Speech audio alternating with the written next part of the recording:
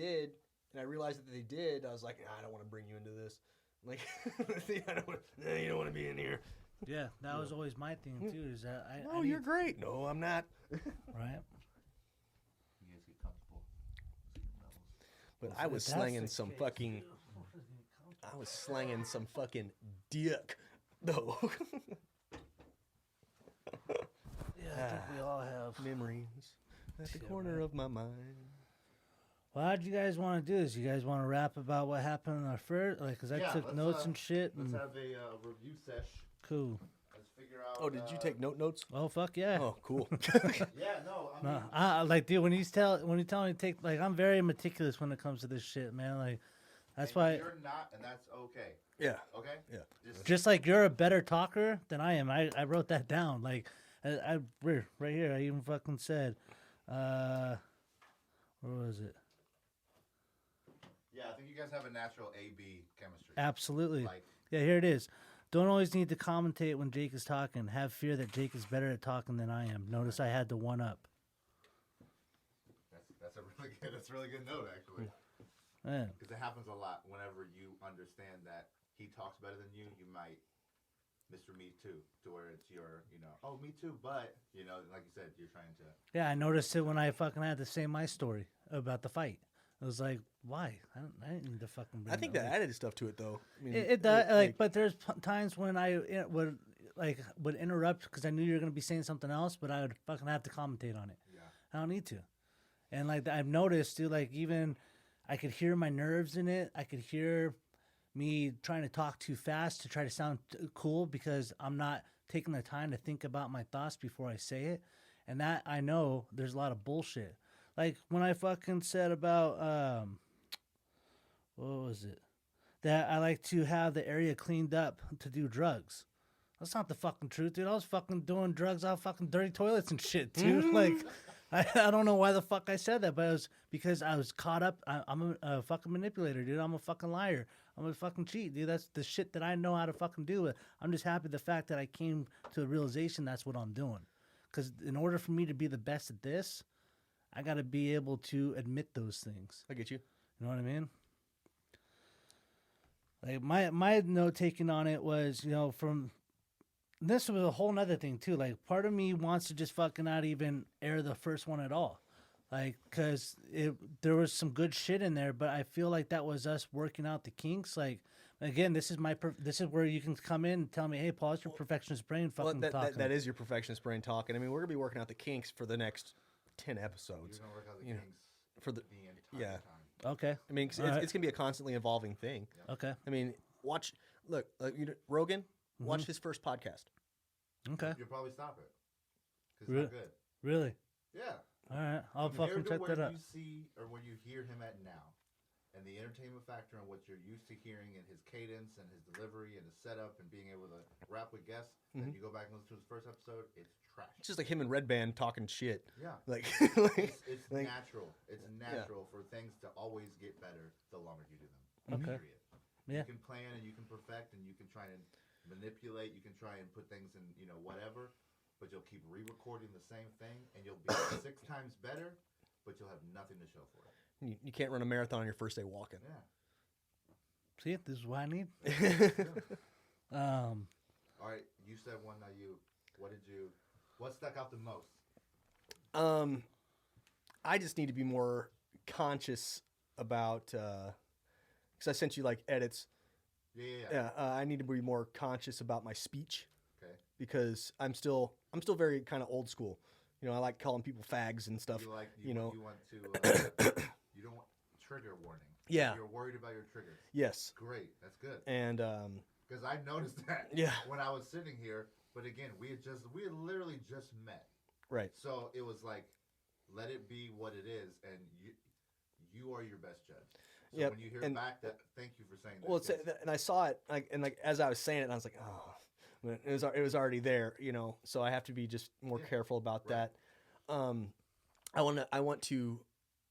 I need to put this in a podcast, but I don't call people pussies based on the vagina. Right. Do you- Yes. do you- Please explain that. Pusillanimous. That is my favorite word. Pusillanimous. Google that shit. That is my favorite word. That's actually a Googleable word. It's a Googleable word. It is If my I could- it is is that a my word? it is my favorite All right, word. explain it. It's basically it's a person who is weak and is a coward. But it's not denigrating to the people. Right. Yeah, I'm 'cause whenever I say pussy, I'm not talking about a vagina. I'm talking about a bitch of a man, like just a weak sauce, can't handle his his weight, runs away from everything, coward. Can't own up to his shit. It can't open your shit, and Pussy you know has been the generic Well, see- mansplaining term for a long time. yeah, and it's not a because I do my best not to be derogatory towards women because It's easy. it's very easy. But I've had strong women. I've had strong women in my life, my whole life. Yeah. Yeah, me Yeah, too. and some of the better examples I've had about being a man, not talking bad about my dad or my grandpa. The women, especially on my mom's side of the family, those are some tough broads, man. Like tough. Like my great grandpa left my great grandma. She went and got 3 jobs and raised 3 kids by herself. Tough as shit. She died like a millionaire. No one knew. Damn. Yeah, just a thug. Like, so I mean, I've had examples like that. Even my my mom's dad, his mom, she was married, divorced, married again, divorced that guy, and then married her first husband again. Nice. And she was prescribed smoking in her late 30s to help cope with her stress.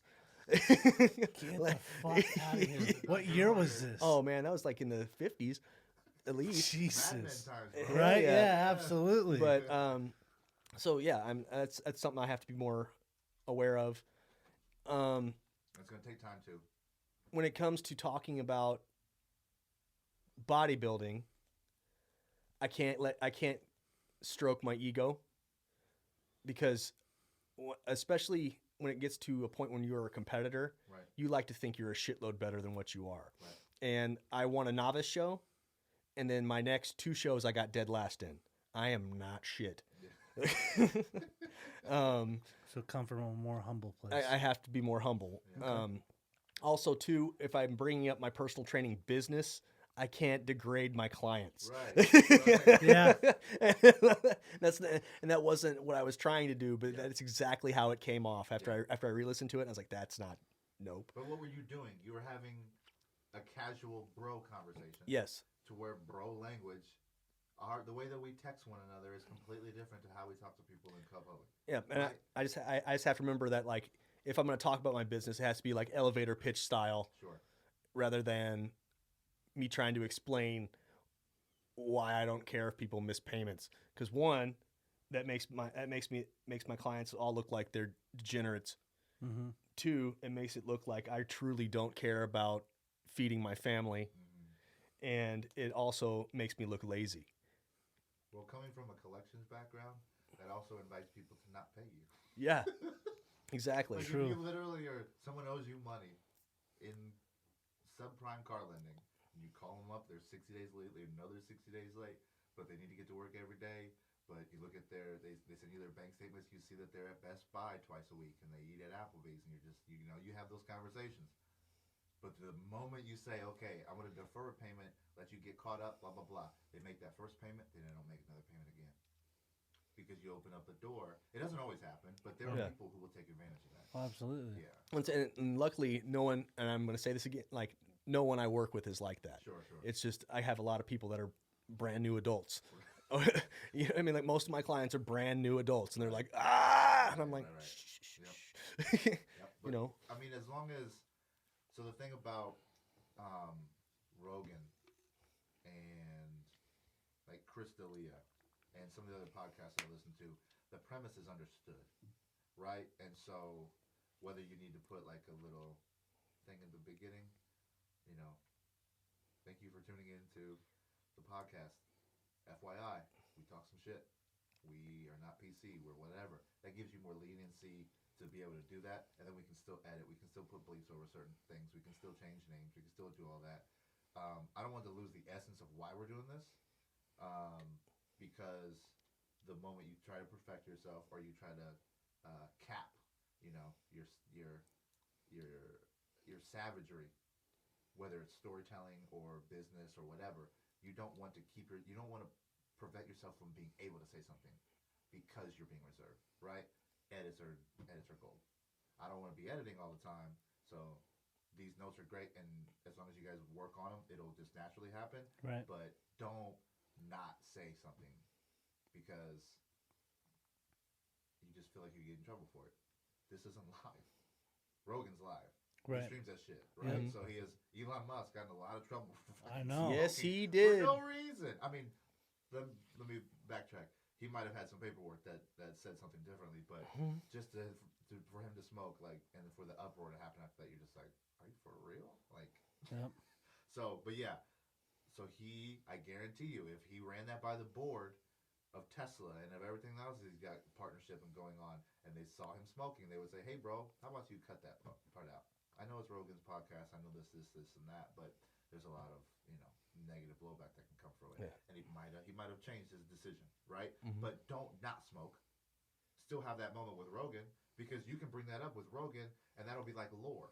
That'll be like legendary shit that people talk about that never happens because everybody's recording everything, right? Yep. So allow that to happen, and we can edit it and still keep the rawness of it, but still PC, so that way you can operate a business. Yeah. And, I like that. well, see, and then when it comes to the other stuff too, I mean, I got two friends of mine that are trans males, and my boy Juan is he's a So trans male, that means Yeah, that what they is were that? women? female to male. Got Yeah. you. And my boy Juan is a drag queen.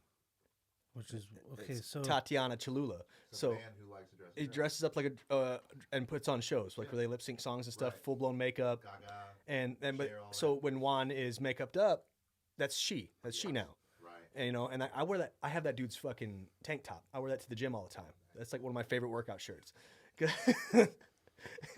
But Alright. and so I'm very aware, and I understand that can hurt some people. And it can hurt some people's feelings and drive people even people from that community that could really listen to this kind of stuff. I could push that audience away just from being, Sure. shooting off at the mouth more than not processing all my words all the way. Nice. Because I mean, at the end of the day, I'm an old grunt, man. I'm gonna say some shit. Like, I mean, as long as you have this and you're able to reflect and to be aware that you could trigger, and to have people that you already have respect for, that you can, say, okay, I can see them being salty about this, or if they respond to me, I'm going to understand, right? Yeah. So as long as you have that kind of clarity, people will respect that more than they will for you capping your creativity, capping what you want to say, because they'll say, oh, it'll be watered down, whatever adjective people throw in there, whatever. And so, I mean, it's like a Howard Stern kind of thing. Like he was on television in the 90s, dude. Like raw as fuck. But they just did it at a certain time slot, and there was a heads up. Hey, this is Howard Stern. Hang on, right? So, and me growing up, Bob and Tom. Yep. Bob and Tom was a big fucking deal, and they weren't like trashy, but they were definitely not PC. Yep. And so you just kind of that's why I always talk premise and a theme. Just stick to a topic, stick to that thing, and then everything will build around it. So as long as the core of you is aware, and you'll say some shit, they'll be like, oh, problematic, and then you come back and say, I apologize for this or this or this or this. Everything will work out. The people who choose to nitpick at the one episode they listened to didn't listen to the one where you apologized, or evermore thereafter where you didn't make the same mistake. Those are the people you're not gonna have to worry about, but they're for sure out there. Oh yeah, we're definitely gonna get the fucking naysayers. Well, I mean, that's going to happen too. We could have the most PC You can have the show in the world, and we're still going to be. I can't believe you don't like llamas. Yeah. The Llama Coalition of Australia will randomly hit you. Right. Like, what are you? I bet you assholes think the Earth is round. Yeah, that is correct. All right, Paul. Anything else you want to? A couple things. Just that for me, I need to, like I said, I need to speak slower, articulate my thoughts, because I could hear myself slurring, and I already have a speech impediment as it is. And another thing I thought might be a good idea as well, because I'm a factual guy. I like to base what I'm talking about because I know what the fuck I'm talking about. Like when we're talking about sugar in the U.S., might be a good idea to have a stat, that, hey, per this, blah, blah, blah, that's what it says. Just a thought. And that's color commentary. So that's like Marv Albert was the guy who talked about the exploding moment, the momentous 3-pointer, the slam dunk, whatever. He was the guy who gave you the thing. And then after that was what's his name? Bob Costas. Costas. Bob Costas is also the A guy, but he's a motherfucker with color commentary. So Marv would talk about the dunk, and then he'll talk about the screen, and he'll talk about the alley-oop. He'll talk about what led to the big play, right? That's what you do. That's what you're referencing, the stats and having things that are the concrete. So it's like you're being able to sound like an authority figure, being able to, because you speak factually, right? It's not, they dislike your personality or the way that you look or the clothes that you wear or whatever the mental filter is, that the reason why they don't like you, they can't hate on you for the facts that you say because they don't change, right? So he's for sure Marv as far as talking about the moments of what it is, and then you piggyback right off of that, and you guys have the thing that you can share, but also have the facts because he doesn't want to prep. But And that's fine. you're you can always have the more stats. balls deep about statistics and stuff than I am. Exactly. Like when you're So talking about you start rapping off stats, I guarantee you he'll have a comeback. Yep. You'll have something to be able to elaborate on that, and then that's how you guys play into each other's strengths. Okay. and that's, I mean, because that opioid thing, I didn't know that shit. Was it 2 people an hour No, die? 2 people a day. 2 people a day die. Yeah. Like, oh, that's, I didn't think it was that intense, but Right. there it is, And then you could have other stats. What does that compare to? How many car accidents happen a day? Right. What does that weigh against? Right. Yeah, it's a national crisis. Yeah, it's this, right? So it's very easy for you to do what you want and for you to do, play to your strengths because of the way that you guys aren't the same. You guys' delivery isn't the same, so it's gonna naturally go back and forth on one another. And if it gets weird, we can hit stop. Mhm. If you guys don't have anything else to say on something, we can take a quick pause break, go piss, figure out what you want to talk about the next, hit record, and nobody will know the difference. That's fucking true. Yeah. So Nah, don't think that front to back that this has to be gold, bro, because Okay. it's not. All right, cool. It's No, not. that's that perfectionist thinking. Let's No. record an hour and get a good half. And then break that down into 10 good 1-minute things that you can put on Instagram. Line that up all week. And then you can IG story about people reacting to it. It all feeds into it. So he knows how to do that. He knows what I'm Yes, talking about. and that's another thing. Yeah. That's your strong suit. Right. Social media, me, that's just something I'm just not really good at. Yeah. And so, yeah, I think because when I was listening to us, we bantered very well together. Mhm. Like we worked off each other extremely well, and I can only see that growing into a better communicative ability between us. And so that's another thing I need to work on. Not trying to sound so smart all the time. No, that's cool. I mean, But yeah, I think, I need to work on the perfectionist thing, and I think with your help and your help as well, I'll be able to do so. And I think playing to our strengths is very important. I like to come prepared. I like to do research. You like to go fly the seat of your pants. That works for both of us because this platform can use both of those. You know what I mean? Mhm. I'm glad that we're not the same because I think this shit would be pretty fucking boring if it was. So it would sound like it was fucking scripted. You guys listen to Fighter and Kid, right? No. every now and again. You're Yeah. familiar with it, Yeah. right? But it's just like with Shab. Shab always rags on Callum for how old he is. Mhm. And for how he brings up these old-ass references that nobody knows. And they have a fucking 20-minute tangent ripping on each other, right? Mhm. It's very easy for you guys to do the same thing. He can come in unprepared and be stumbling, and you can talk shit to him. You could be Mr. Prepared all the time, be fumbling, and he'd be like, "Hey, bro, look in your fucking nose," right? Like you can use that because that's your guys' thing, Yep. right? That's the thing that you can talk about that nobody else can talk about. Yeah. Do some fucking research. How about you fuck yourself, Paul? Google it, Paul. Yeah. Hook me up, brother. Hey, Jamie, look that shit up. That works, dude. Yeah, I think this is gonna be something fucking amazing, man. Hey, man. I really do. Yo, but for real, how many new women started following you since I fucking posted that shit up? Dude, a lot. Yeah, yeah. Yo, and Yeah. that was a big problem that Brittany and I had though too. What? Because so I'm in the bodybuilding community. Right? So I know a lot of women that are in shape, model-esque Yeah. women, You get her pregnant. and no shit models. Oh, no, even before I got her pregnant. Yeah. You know, that was one of our fights. It's like, are you gonna leave me for one of these fitness chicks? Like, no, that's just a person to me. I see her every day. She doesn't matter. Right. And I don't mean like she doesn't matter as a human being, but like maybe like the first like week, and I was like, damn, that's a hot chick. Right. But you know, like week 2, you walk in like, hey, Steph, Yeah. Yep. you know, I'll punch you in the clit. You know, you know, I mean that's we're officially like we're friends at this point. So yeah, and that's how. Didn't even dawn on me until you just asked me. I'm like, God damn, a lot of girls are fucking hitting me up. Makes sense now. Yeah. Yeah. I start tagging this dude and shit, and then I start getting messages like, how come you didn't tell me you had such an attractive friend? I was like, hey, Oh boy. hey. You tread at your own risk. I won't talk shit about my homie.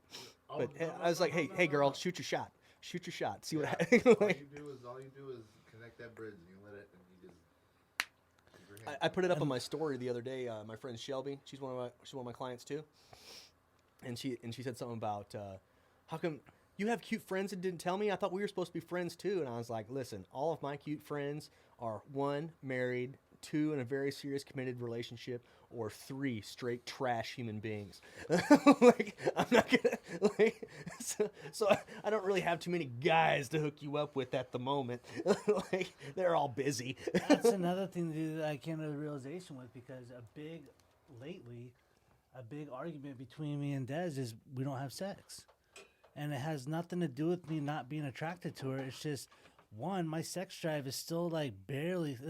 I'm going to be real honest. I literally just started jerking off, dude, again, probably a week ago. Congratulations. Yeah. Because my sex drive's been fucking low, dude. I didn't realize how much an opioid, it actually increases your estrogen levels. I didn't know that. And so now my testosterone levels are starting to come back. I just had blood work done last week. And I passed my fucking STD screen. fucking Congratulations. Clear. Congratulations. And Air high five. yeah. But it's like I don't want sex. Like I don't. Like I have no like I'm not even looking at other chicks like, wow, I wish I could fuck that. Like that's so new to me. Dude. Like every time I would see a female, it's like, oh, I bet I could fuck her. Like now it's like I don't want to. And I understand so much now why they say in the program, do not get into a relationship your first year. Because you're figuring shit out, man. And I didn't take that into consideration because I was like, well, I'm already in a relationship. Like, Right. But now I understand why they say that because even in a relationship, I've already noticed I'm fucking not the same person. Are we on? Yeah. No. Wait, take that back. I like sex. Sex is good.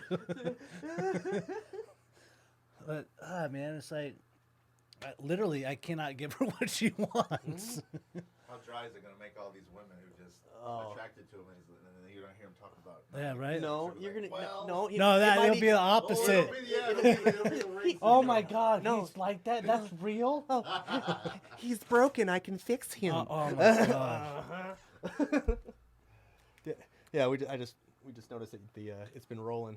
Of course it is. It's like, Of course it is, man. That's the best way because you guys are already warming up. We're already doing what we just talked about doing, and you don't have to think because you don't have to think about it. No. Like especially with you, like I'm less worried about him because I'm of the same perfectionist. I like to have all the information so I can make the best choices, right? But there's a healthy part of that, and then there's an unhealthy where it's obsessive. So Yep. where like you could wind up not being able to articulate what you want to say because you have so much information and because you're looking at so many notes and trying to blah, blah, blah. I'm not worried about him doing that because he's not going to have a notepad in front of him. No. He'll look at you scrambling and then he'll just fucking rip shit off. Yep. Well, what's cracked me up, dude, is I was listening to it yesterday. I'm like, wow, here I am bragging about not smoking cigarettes. Smoking cigarettes again. Here I am making comments that what I said to my girlfriend. Not going to have a girlfriend. Like, goddamn, dude. So much has changed in the last Yeah. week. well, I mean, yeah. Oh, so before we get rolling, Yeah. what are you wanting to hit? Are you wanting to talk Oh, about shit, relationships? That's right. Might not be a bad idea with what's going on. Yeah.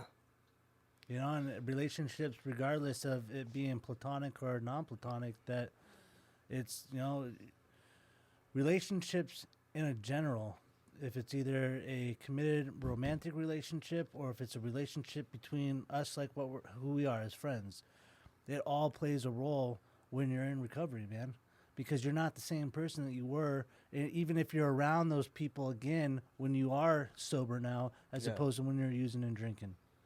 You know, it Okay. could be a whole different thing. Where's the headphone volume? Which one is that? That is, you should be right here.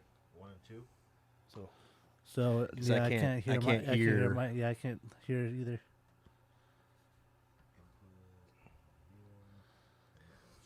Turned on, that's why. oh. God damn Oh, it, wait. producer! So wait, did we miss all that shit then? Oh no, that is hooked up to a battery. That's the little pack that's underneath it. Were you hoping that it was hooked up? Yeah. And, because I think I'm just gonna have some things that I'm gonna have to listen to on my own. Oh, she listened She was sitting right next to me. the whole time. Yeah. Nice.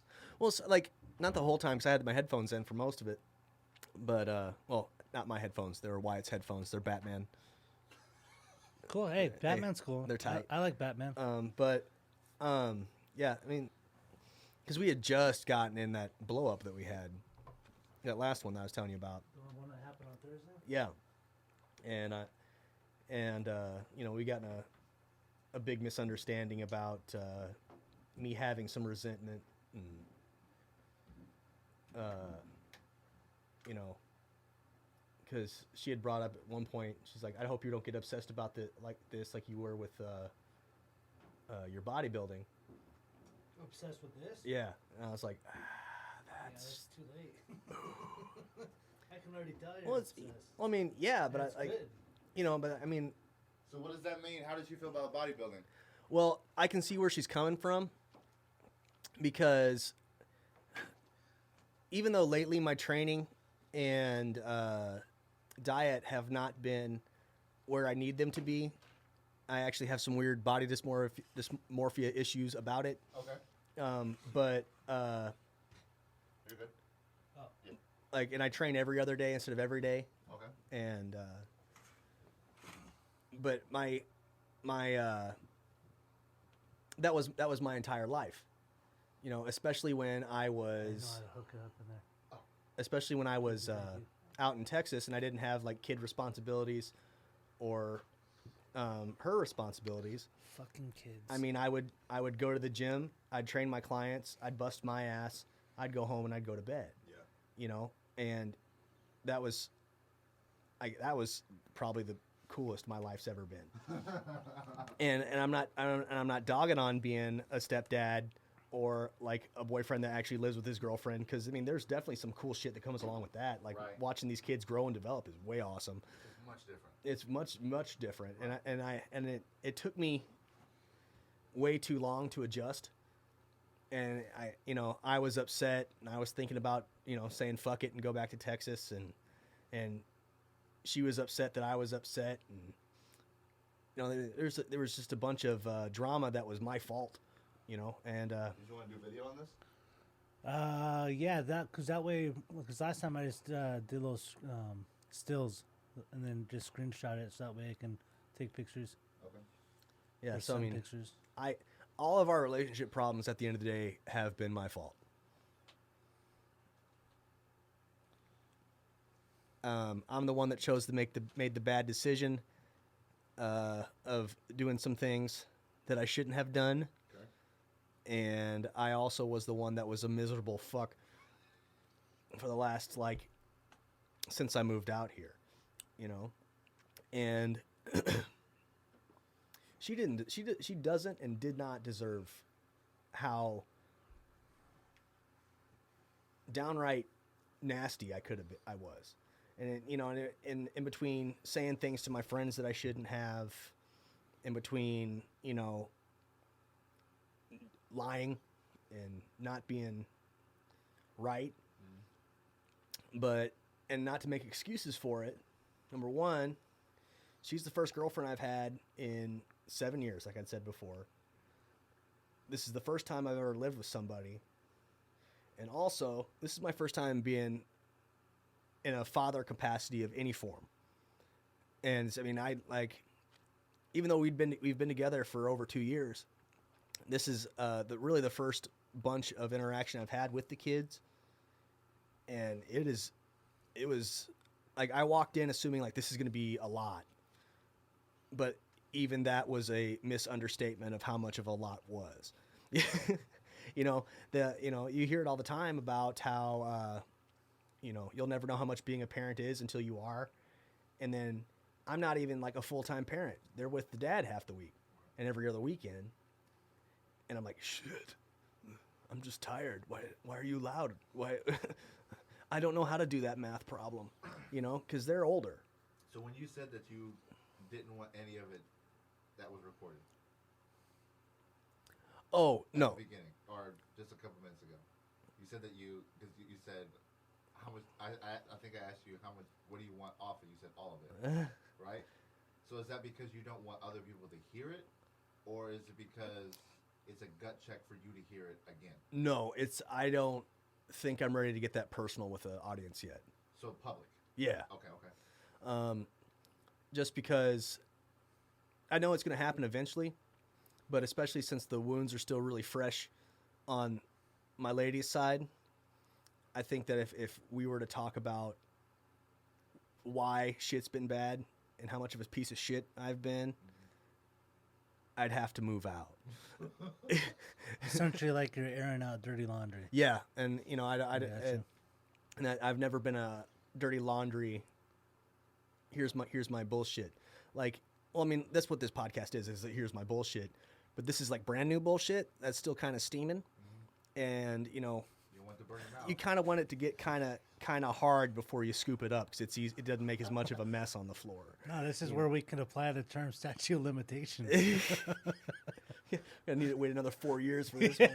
Then we can bring it up 4 years from now. Fuck. Let's see. My daughter's already born. No escape now. Wouldn't there be some shit if you committed a crime, recorded, like, the admission of it, and then posted it after the statute on purpose? Like, if you had that kind of fucking... Dude, That Holy would shit, be dude. Doug Stanhope is one of my favorite stand-up comedians. Have you heard his credit card fraud bit I don't think about his mother? I don't think so. So, his mom was on hospice for her like emphysema and lung cancer shit, and she was dying. And she had a bunch of morphine, like a bunch more morphine than any human would need. And then any hospice he low-key called his Better Call Saul lawyer and asked him how they could kind of like get away with it if mom wanted to commit suicide, kind of thing. And then he goes through the whole bit of like their last night and blah blah blah blah blah. And he goes, and I have proof that there's an afterlife. And if there wasn't an afterlife, then how could my mother buy me and my friends so much stuff from the Sky Mall catalog on her credit card?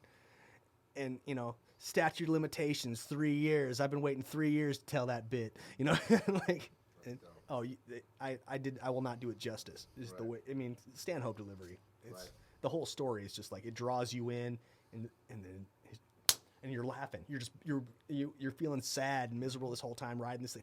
Boom, and you're on the floor laughing. It's probably one of the best bits I've heard in my life. Yeah. So, relationships.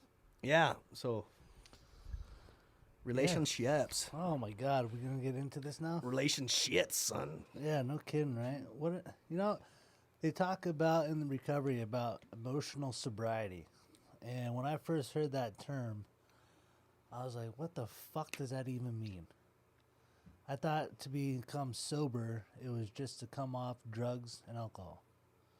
And then once the drugs and alcohol are out of my system, all of a sudden I get this flooding in of emotions. And it's like, and those emotions tend to seep out and will disrupt relationships. And right now I'm currently going through that myself. It's As I've talked to some of the brothers of mine in the program, it's allowed me to realize that this, even though it's a shitty realization to have, because last thing I want to do is hurt somebody. And that's a funny concept to me now because I have hurt so many women in my past. I mean, part of the whole 12-step program is to make your amends. There's so many amends that I wish I could make to women that I'll never be able to, and it's suggested upon that in order to make those amends, you just continue doing the right thing and not do it again. And when I came to the realization that I feel that I cannot give what I don't have to give. And I'm a codependent, man. And that was a hard pill to swallow because I always considered myself this independent, just, I can do it on my own. And I realized this whole relationship, I had forced this woman to be a mother to my kids, not her kids. I forced her to live a life. And when I say force, I was a dick, man. I would shame her for how she made a living, her job per se, or how much money she made, or not finishing something that you start. Because growing up in my house, if you didn't fucking finish it, for example, laundry. God forbid you leave a fucking load of laundry in the dryer. My mother would throw that shit on the fucking floor. You have to rewash it.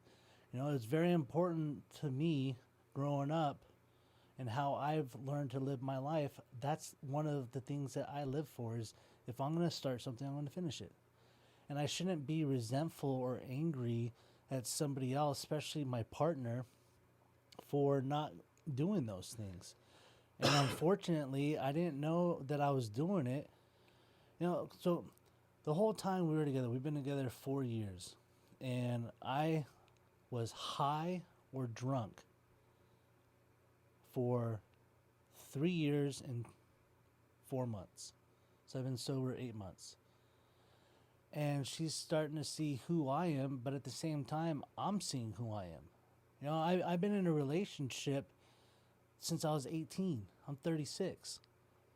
That's half my life. I've been dependent on someone else to depend on how I felt about myself.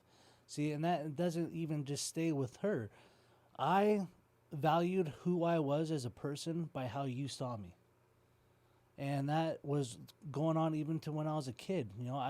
I got bullied. I got picked on. And I'm not saying, I'm the only person. For a long time, I thought my story was so fucking unique that no one else had gone through the shit I'd gone through until I stepped into the rooms at AA. And then I started hearing my fucking story told over and over and over again. It's like, oh, I'm not this unique guy. Okay, well, that just goes to show I'm narcissistic. And, like a lot of us are, we're selfish, we're self-centered, we'll manipulate, we'll cheat, we'll steal. And even in the very beginning of our relationship, I was doing that shit. And I've noticed that I always had to have a woman lined up when I was with that current woman at the time. And that's been my MO since my ex-wife. And I didn't want to believe it, but she broke me. Like, how our relationship ended, it fucking broke me, man, because I thought I was going to be together for her forever. Yeah, our relationship was toxic, but at this, when it was good, it was good. And when it was bad, it was fucking fist flying, shit getting thrown around. I never hit her. I never, I think one time I put my hands on her was because I was bear hugging her because I decided to talk some shit with a friend of mine over at the house, and I was throwing shoes at her for whatever fuck knows reason because I was young and dumb. And she goes walking back to the bedroom, and here I am trying to be this Joe Schmo cool guy, and I walk back down like, what the fuck? And before I could even get fuck out of my mouth, right fist came swinging. And she laid me out, man. Fucking put my ass to the ground. We're talking a little 5'5", just Italian Irish woman, man. Spitfire. Happy St. Patrick's Day, by Yeah. the way. Yeah, that is right. It's Happy St. Patrick's Day.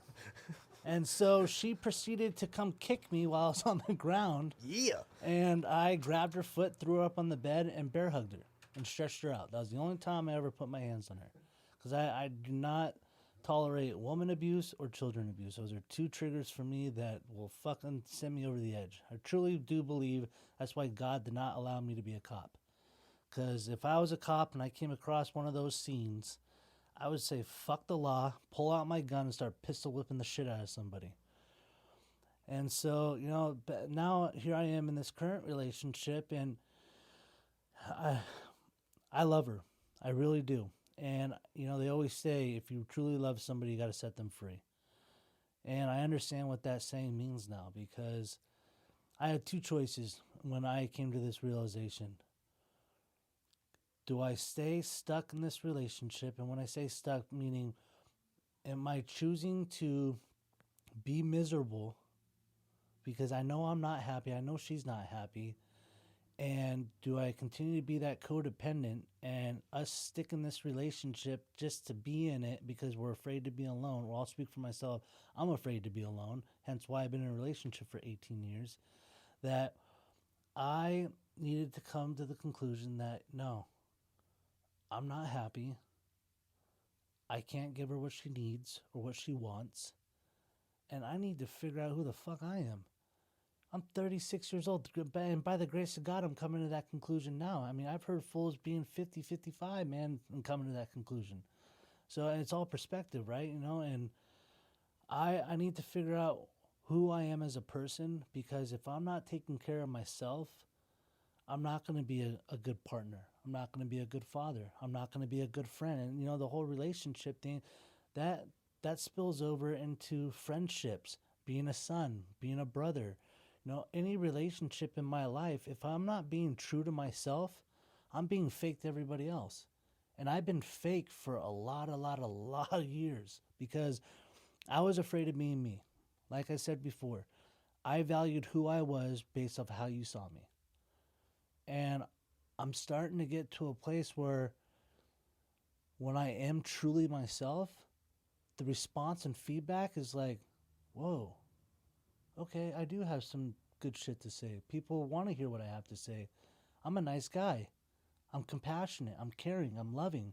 And these were all traits that I knew that were within me, but I lived that lie of needing to be the cool guy, needing to be get the hottest chick or be the best friend that anybody could have, you know, loyalty to the max.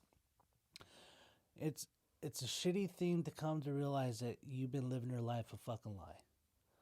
But at the same time, by the grace of God, I mean, I choose to call my higher power God, and it was told to me that if I'm not living in God's will and I'm living in my will, shit's going to go south real quick. And I've had plenty of experiences to prove that theory correct. The second I get myself into the driver's seat, shit goes south real quick. And if I go into any thought, any decision, any action, if I go into it with God's love at the forethought of my brain, I can't make a wrong decision. And I prayed and prayed and prayed some more, wrote and wrote some more. And every time the same conclusion came back that, Paul, you got to be honest with her. You got to be honest with yourself. You can't be in this lie anymore. And not to say that I didn't love her this whole time, and I do, and I'm always going to love her. She's always going to have a special place in my heart. And like I've told plenty of people, and I'm just telling you before we got rocking and rolling on this, is that I wouldn't be in recovery right now if it wasn't for her. I wouldn't be sitting in this chair. I mean, she fucking found me dead. Damn near dead. And she had to resuscitate me back to life, man. Not proud of it. But that was God working in my life by sending an angel as herself to bring me to the place where I am now, to be able to say, you know what? It's best for me to just figure this out. And you know what? If things work out in the end and we get back together, great. If not, great. At least I know that I'm putting my effort into trying to make myself a better person. And I can't expect someone to sit on the sidelines while I'm figuring that out. It's not fair to them. Whew. Yeah, I wasn't expecting to get heavy that fucking quick, man. It's all good. I apologize for jumping on my phone there real quick. I know that's rude. I honestly wasn't even paying attention, so it's all good, brother. Yeah. No. So, I don't have the long string of relationships that you have. I have a after. See, after the last chick I dated in the Marine Corps, and I ended things because I found out she had a whole other secret boyfriend. So that was the third girl I had dated from back home, the third one that had, in a whole different way, cheated on me. Okay. Yeah. So, I mean, at the end of the day, cheating is cheating, but like it was all like, you did what? You did what? You have a who? So I entered my man whore phase. Yes. Yeah. And oh, pardon me, I got some stuck in my throat. I entered my man whore phase, and that's when I started partying for real. Like, I mean, I was always kind of a drunk. The first drug I ever did was cocaine, and that was after we got back from our first deployment. Typically, when someone says their first drug, it's typically weed. Like weed, right? Yeah. No, mine was like... You just went straight for it. Dude, there was a couple guys in the barracks that were like, hey, man, we got this cocaine. And I was like, what does that do? You ever seen Walk Hard? Is that like the Dewey parody Cox, of the Dewey Cox story? Yeah. Yeah, it's like, it takes all your sad feelings and turns them into happy ones. I think I will have some of that shit. And, but anyway, so, but I wasn't deep into anything other than really drinking with the boys in the barracks at that point. And that's a culture thing. I'm not justifying it. I'm not saying it's the way to go. I'm not saying there's ways out of it while you're active duty. But back when I was in the Marine Corps, especially when you're stationed in beautiful 29 Palms, California, in the middle of the Mojave Desert, where everything outside of you is Lake Bandini, the shit lake, and then there's meth out in town, you're kind of just going to hang out with the boys and get as hammered as you can. And, that was what we did. But anyway, so relationships. I was, after the first one was a doozy. I found out that she was a virgin. Okay. All right. Okay. And, I grew up in a very Christian house, and I was like, okay, I've dipped my wick in a couple chicks, and it's okay. I know what it's like not to be, banging other broads. It's okay. I'll wait this out. I love her. We're going to get married, and I'm going to shoot my babies up in her until they come out of her. You know what I'm saying? Gotcha. And we were deployed, and we only got the sat phone like once a month for like a half hour per person, the satellite phone. Right. And then they had like some hit or miss internet set up at the big police station. So occasionally we could go over and shoot a MySpace message out to somebody every now and again. Jesus, MySpace. Yeah. And so anyway, I got the sat phone and I call her up and, hey, baby. She goes, oh, you haven't checked your MySpace. And I said, no, there's a whole war going on and I'm kind of in it. How are you? And she had met this dude and just like banged him out of like spite, and had broken up with me over MySpace. Wait, did she bang the dude before she broke up with you on MySpace, or why was it out of spite? Well, you see, the thing is, I don't know if it was before she broke up with me or after, because I have no access to that information really, other than when I got the sat phone, and I was like, oh, thank you. So if you guys are in this relationship, though, why did she state it was out of spite? Because sometimes I would call a friend of mine or like a family member instead of calling her. So she felt neglected. Yeah, but there's only so much time, and I'm not going to make minute phone calls to my mom, my grandparents, Yeah. some friends of mine, and then be like, "Hey, I got 30 seconds. Okay, I love you. Bye." I That's, got you. so I whenever we got the phone, I'd like, okay, who haven't I talked to? I'd like to, let them know that all is well. This city sucks. Ramadi, Iraq. I suggest you go. It's a great tourist attraction. Great tourist area. You might remember a little group called ISIS took it over for a little bit. I'm pretty sure it's going to stay exploding forever at this point. But anyway, so that was the first one, and I was like, whatever. I go back home on leave, and I meet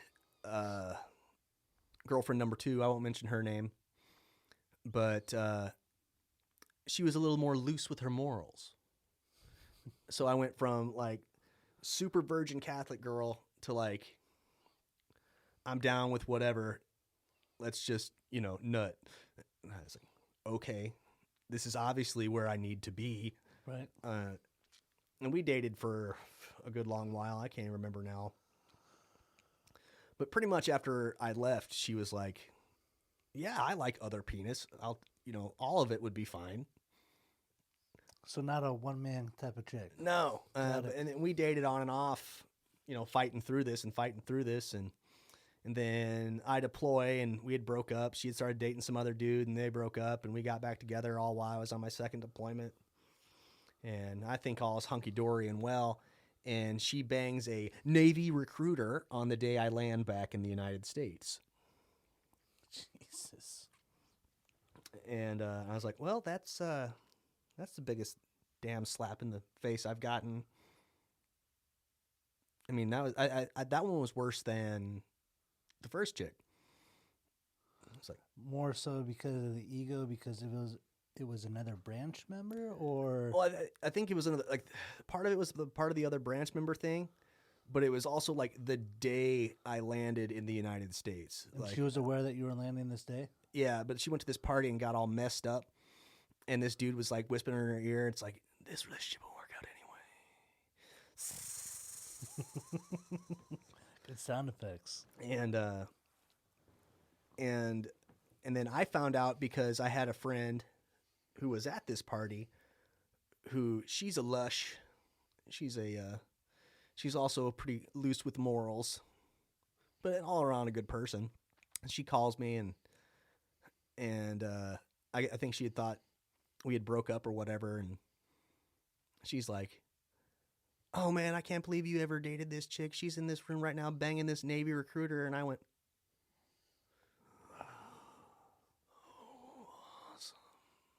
Heart just sank, dude. yeah.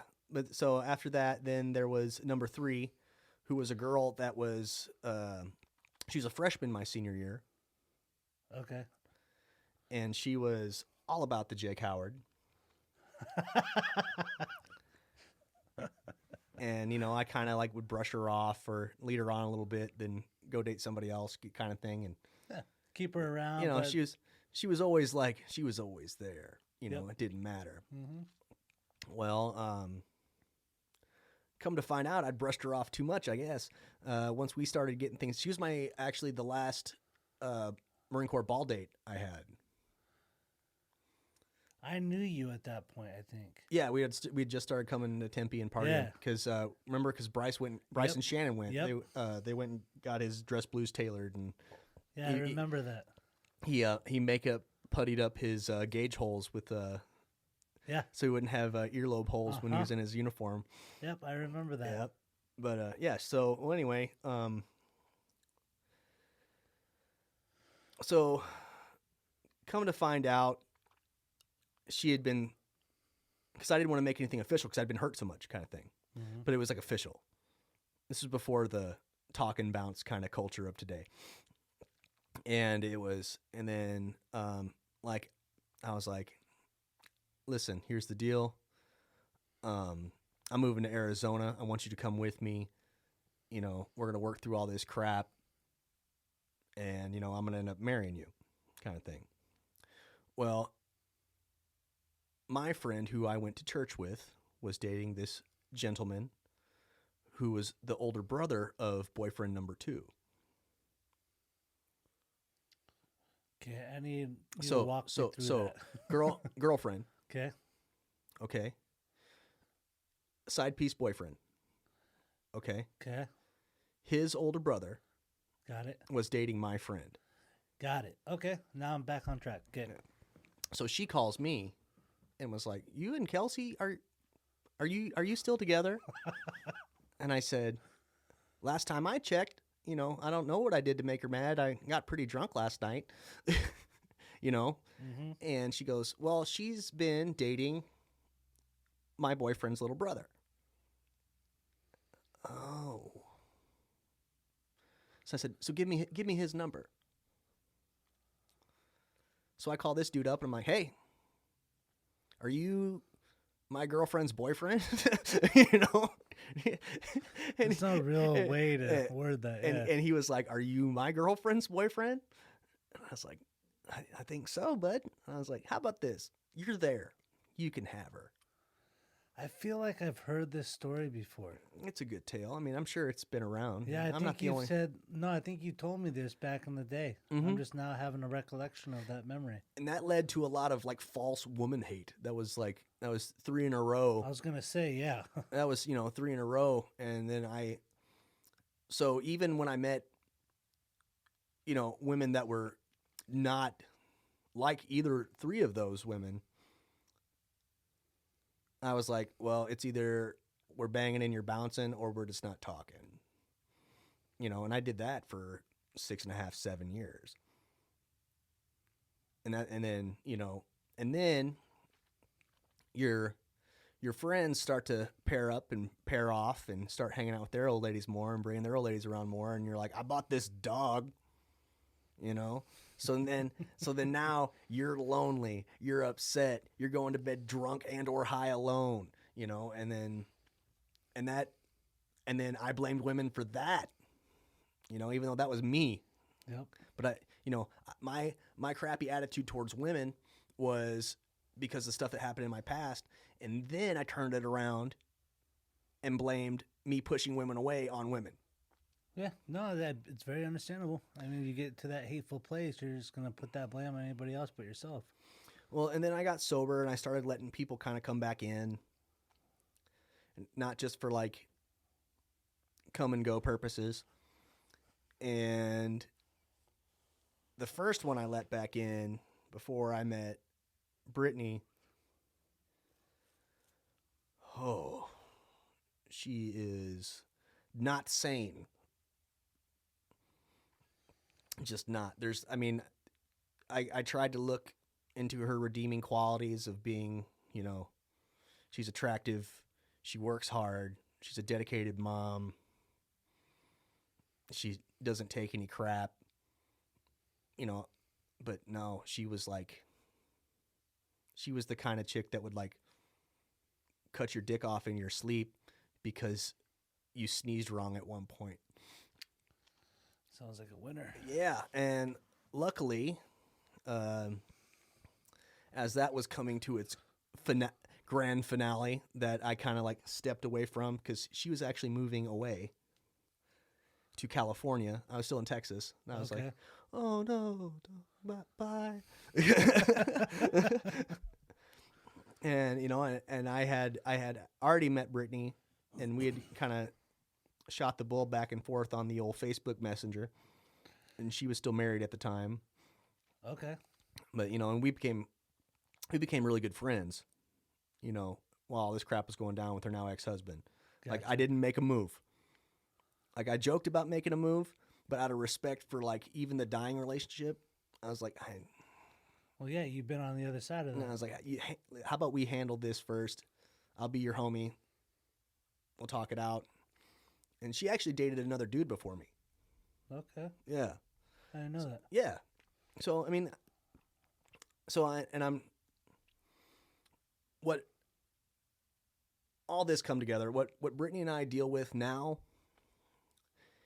is still reverberations from that 7 years of just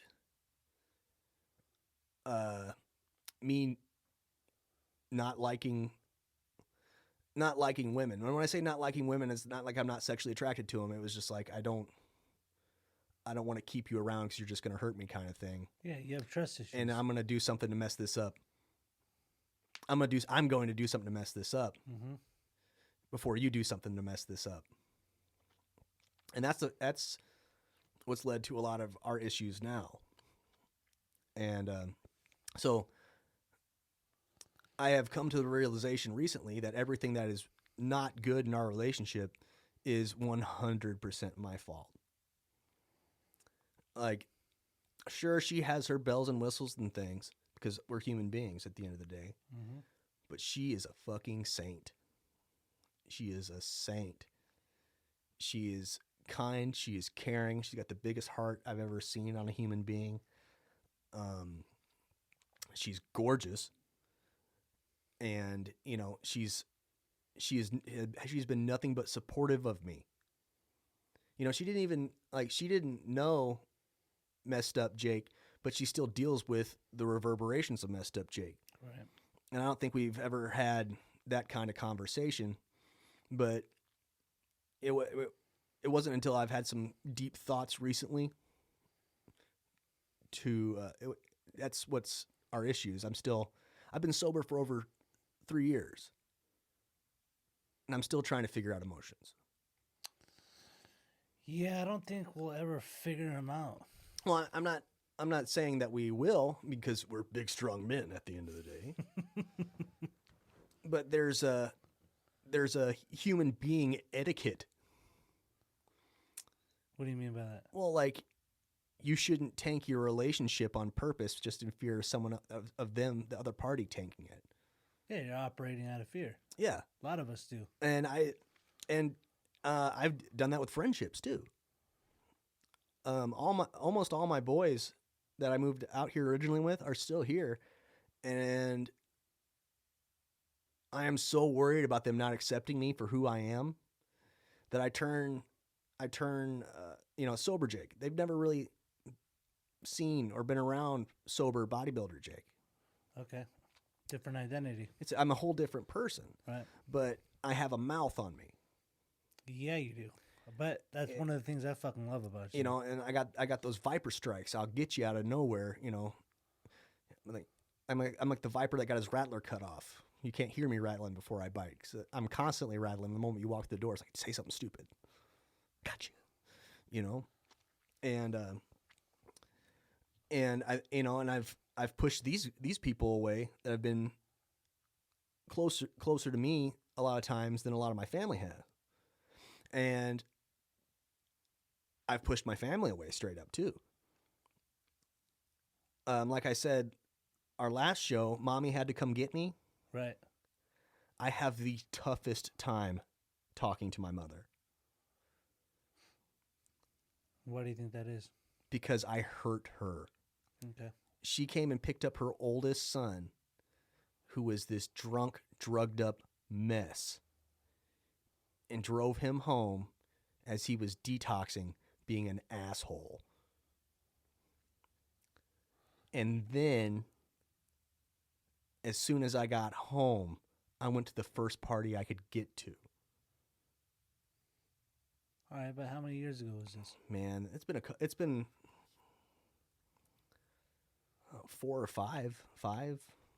Okay. Now I know that you don't. I know you don't work a program, and again, I think we've talked about this before. That people can stay sober. You're a perfect example of that. That people can stay sober without working a 12-step program like myself. And what they say, like I had stated beforehand, that you got to make your amends.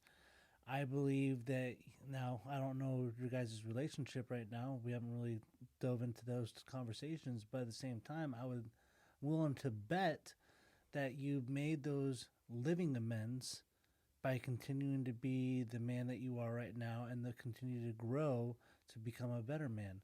And I want to say that you don't say hurtful things to her. So I'm kind of curious as to why you still feel it's hard to speak to her if you're not doing those same actions.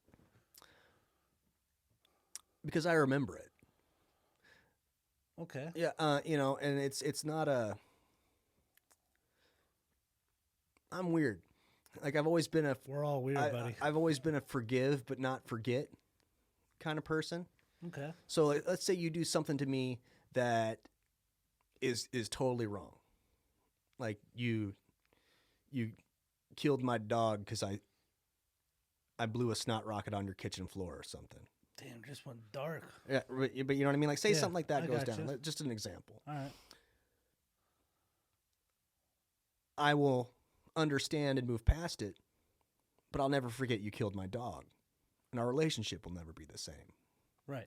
Now, when it comes to me and my amends, they're not AA amends, but I've tried to reach out and make my amends in my way. Right.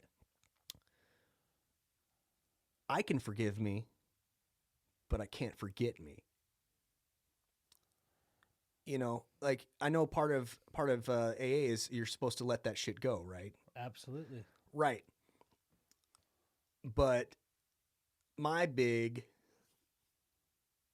have memory problems. Meaning what? Well, like I have short-term memory problems. Sometimes we'll be in the middle of a conversation and I'll forget we're having a conversation and I'll start talking about something else, kind of stuff. And that's just from me getting knocked in the noodle too much. Right. But I know that if I forget I am so scared. I don't know. I'm scared of if I forget those feelings, I'll do them again.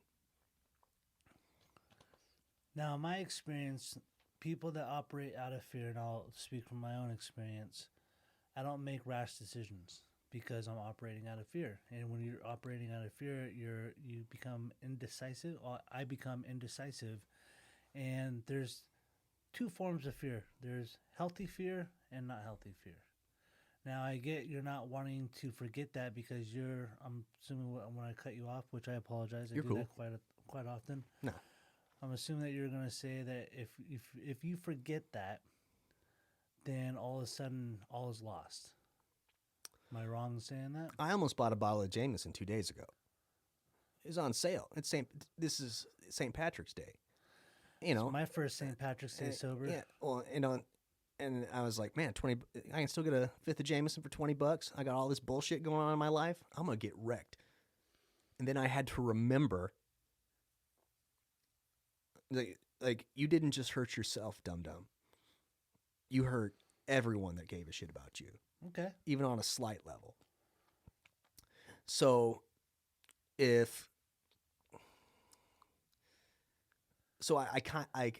don't want to say that it keeps me awake at night, but I have to, on some level, remember that Jake and booze equals hot burning trash.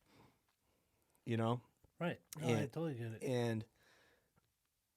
But especially when it comes to the relationship with my mom, it's like,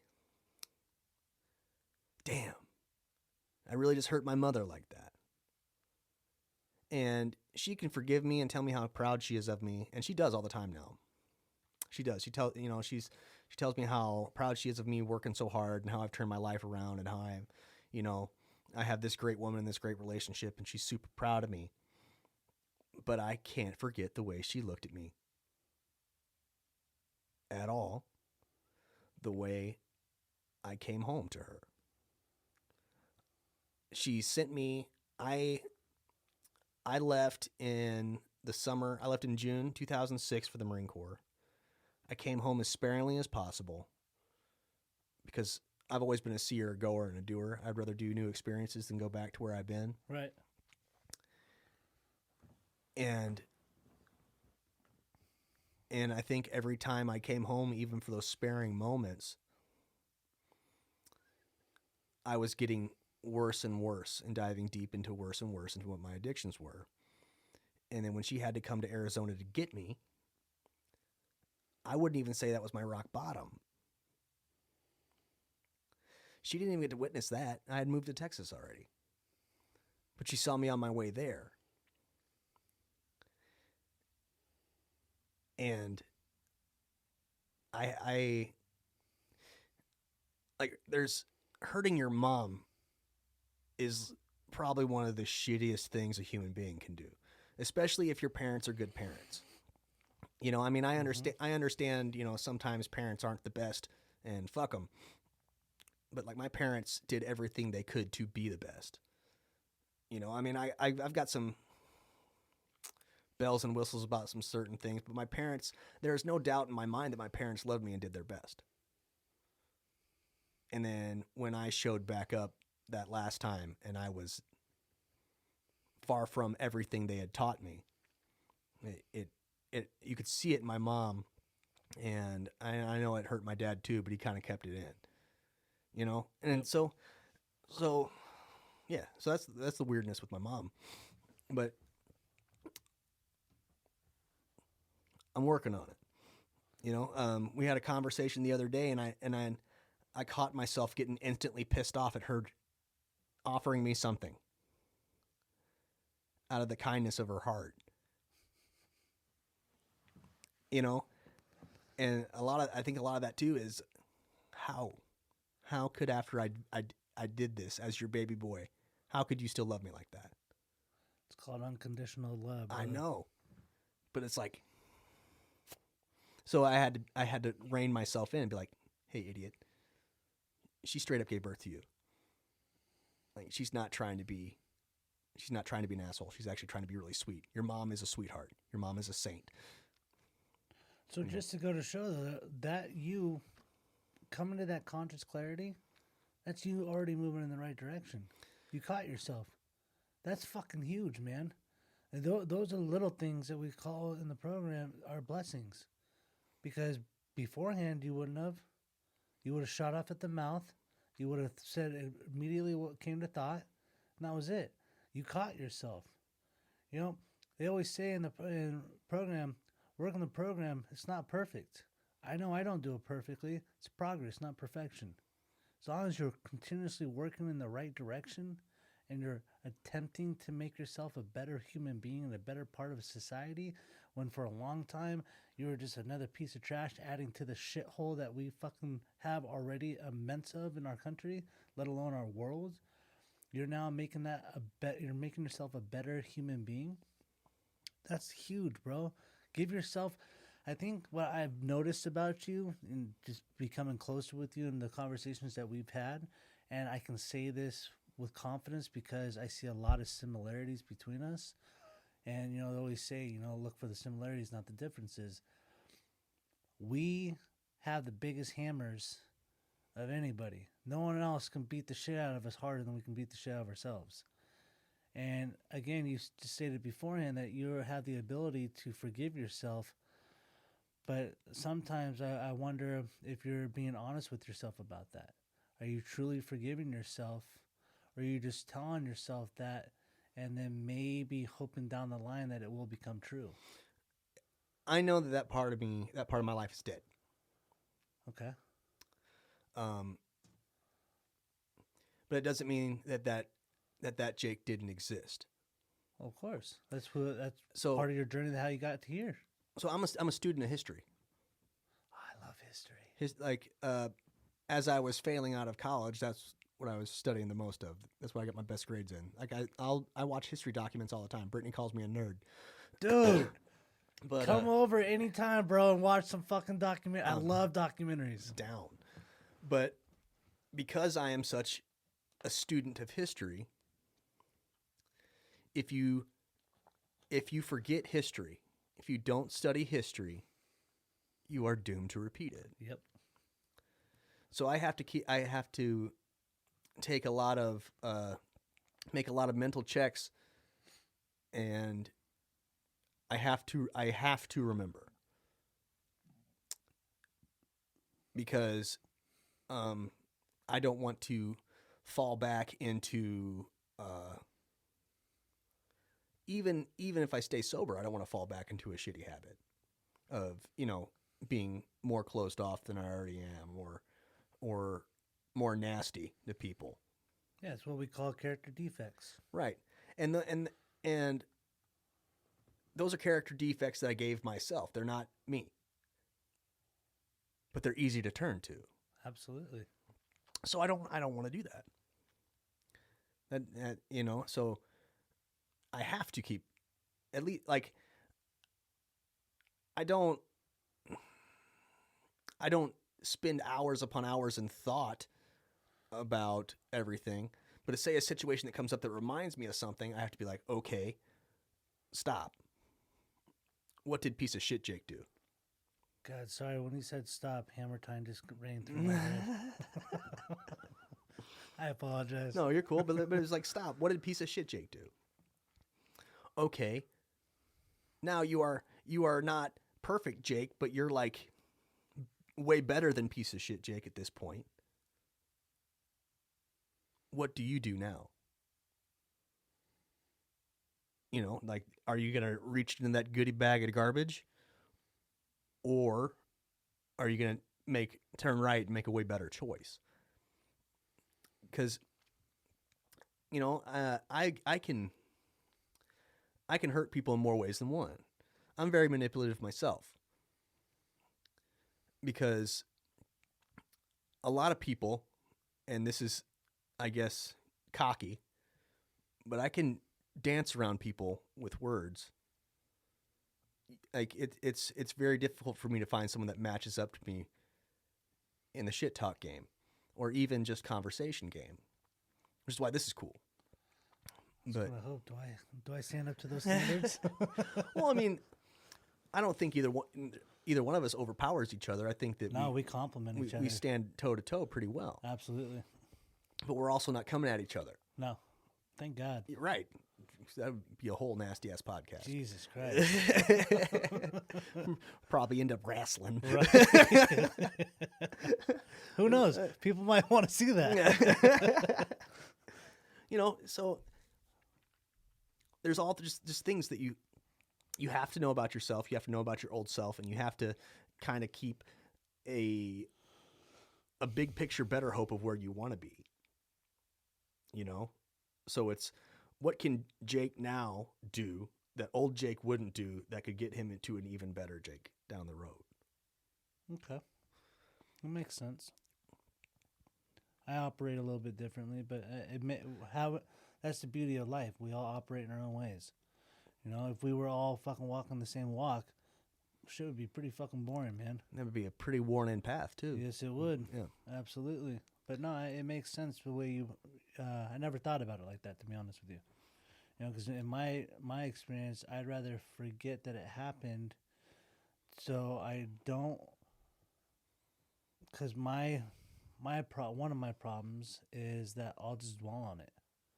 That's been a big part of one of my main character defects is that I dwell on the past. And if here I am dwelling on the past constantly, like you said, you know, we're going to repeat history if we don't fucking look at what we did. And maybe that's why I continued to keep doing the shitty things that I was doing, because I kept thinking about the past. You know, one of the main things about being an addict is insanity. You know, we're doing different shit, expecting the same results, you know, switching the drugs, switching the booze, you know, not drinking vodka, only going to drink beer. You know, same shit with women or relationships in general. You know, so when you brought that to light about how you need to kind of keep that not in the forefront of your brain, but in any decision making, if something arises, like you said, okay, hey, I used to do this. I don't want to do that anymore. I got to do this over here. That's going to make this situation have a better outcome. That makes sense. Or am I acting this way because that's a learned habit from back in the day? Right. I mean, I am not the same person that lived out here, you know, when we first met. No. But in some sense, you kind of are. Right. You got that. You've always had that realness about you. That's something I think attracted me to you to begin with, because that's something I always wanted. I was always fearful of how people perceive me, so I was not able to speak my truth. I was always elaborating stories, you know, like that fucking podcast that you sent me. yeah, Dude, what was his name? Theo Von. Yeah, Theo Von. How he got sober. Dude, I related to that full story so much. I related to that motherfucker. Like, I would Yeah. steal people's story. I mean, there's a point in time when I lied that I had an older sibling. Because I always wanted to have that. Because I always hear people talking about, oh, you know, my older brother, my older sister, blah, blah, blah.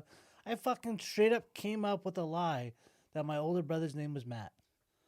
It's my dad's name, so it's easy for me. See, I always was able to be really good at lying because I would formulate some truth behind it. So it was easy for me to tell that lie because it was like telling the truth.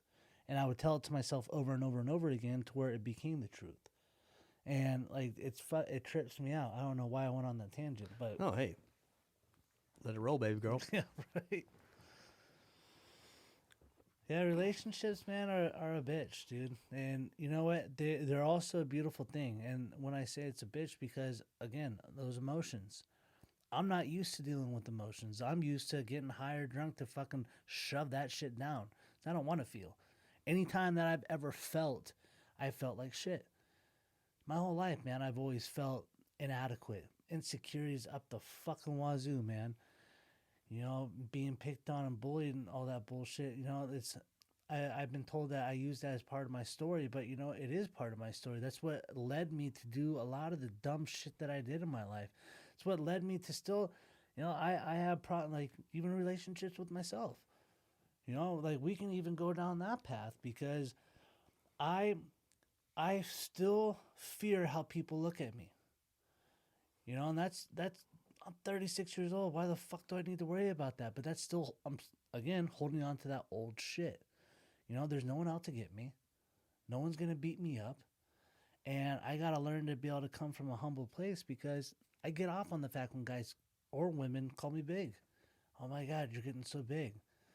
Yeah, there's a part of me that where that ego could just get stroked. And I'm like, yeah, I am getting big. But it's all bullshit. It's ego. It's pride. I talked to Brittany about that before we came, actually. Okay. Because I was gonna bring up talking about body dysmorphia. Oh, Jesus Christ, man. Yeah, Yeah, you brought that to light for me real quick. yeah, and I was like, "Shut up, dude! You're bigger than everybody here." You know.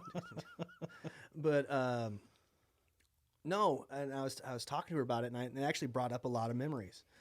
Because we were talking about we were coming back from the gym today, and I made some sort of body dysmorphia reference. She goes, "Who's had it longer?" And I said, "Me." And she goes, "Bullshit." And I said, "In third grade, there was a guy getting a lot of attention because he was 100 pounds. I weighed 70 pounds, 75 pounds. So how do I get the attention? Obviously, I got to weigh 100 pounds. So I ate and ate until I was 100 pounds. But then I was the fat kid. Wow. Then I stayed the fat kid because I realized I loved food. So I stayed the fat kid. And I was a lineman in, you know, the Pee Wee leagues and stuff in football. I was a center Okay. or like a very Defensive slow tackle. D end. And you know, I was the fat kid, so I got picked on for being the fat kid. So that's when I learned humor. Okay? That makes a lot of sense. Because I may be the fat kid, but I've got jokes. Yep. And then in my freshman year of high school, my initial weigh-in for the wrestling team, I was like 198 or 197, 198. How old? I was freshman year of high school, so like 13, 14. So I got a summer birthday. Holy shit. Yeah, and I was like 5'4" at max height. Okay, all right. So you getting this little ball? Okay, balls hadn't dropped yet. Blonde hair, blue eyed, roly poly. You're so colorful when you explain things. All right. So mom told me not to get too deep into cutting weight, but I wanted to see how far I could go. I was like 125 at the end of my freshman year. Jesus. Wrestling season. Okay. But then I had to get ready for football again.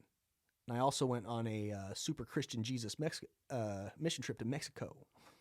Mexico City. Gorgeous. Some parts. Okay. And then so I had to bulk back up because I was not the starting center. You will never hear me say I was a good football player. But I was like second string center. Okay. So I got up to like 210, 215. But it was like fat. So I didn't know shit about dick about diet because I was 14. Oh. You know. And then after football, I got down to 145. God, you're just fucking with your body. But so what I was going to tell you, so that initial weight loss, I wasn't the fat kid anymore. I was an athlete. I actually looked like an athlete. I wasn't just pretending to be on a team. Okay. I was actually someone that was worth looking at. That didn't just have jokes. Now I was a pretty cute young man. Ball still hadn't dropped. But I have jokes. So that was the beginning of all that. Because, he's cute, he's funny, he's dangerous. Oh, yeah. But I never thought that because I was always the fucking fat kid. In your mind. In my mind. Yep. And then, so wrestling happened. I joined the cross country team instead of playing football my junior and senior year. And I pretended to care about that sport. I didn't pretend to care about that sport. That's a lie. I jogged and laughed and waved at people as I was running by. I led one race, and it was at the beginning of the race. The timekeeper shot the starting gun, and I took off in a dead sprint, and I finished dead last. Because your cross country runs minimum they're minimum 3 mile races. Yeah, pace yourself. Well, so, but and that was also part of look how crazy Jake is. Mm-hmm. And at this point, I was like, oh wait, girls like me. Oh no, girls like me. Oh no. Finally, my time has come. And then, the Marine Corps happened. I'll have Marine Corps stories throughout this whole podcast, probably. I'll probably repeat a bunch. I like Marine Corps stories. Remember some as they go. And even after we got back from the first deployment, I started getting chunky again because I quit caring. And that's nobody's fault but mine. You will not hear me lie and say I was the best Marine in the world because I was far from it. I was like moderate at best. Like the days that I was on my shit, but I had way more days where I didn't give a fuck than when I was on my shit. Got it. And I don't want to say that it's a regret of mine because if I was the shit hot Marine that stayed in like I originally wanted to, we wouldn't be here. No, we wouldn't. So I mean, me being young and dumb, like I was too immature to join the Marine Corps.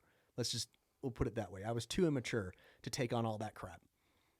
Okay, that makes sense.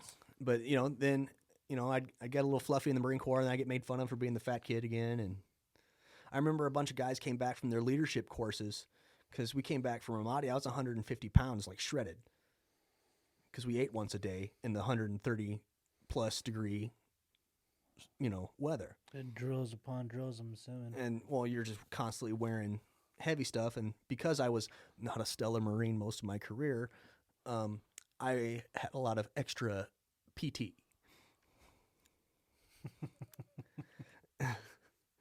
and that's once again, that's my fault because, quit doing that. I'm going to do that anyway. Yep. Fuck you. What do you know? Uh-huh. Idiot. You're like a year older than me. Fuck you. And then in turn, I was told as long as I'm in the Marine Corps, you will never have a leadership billet.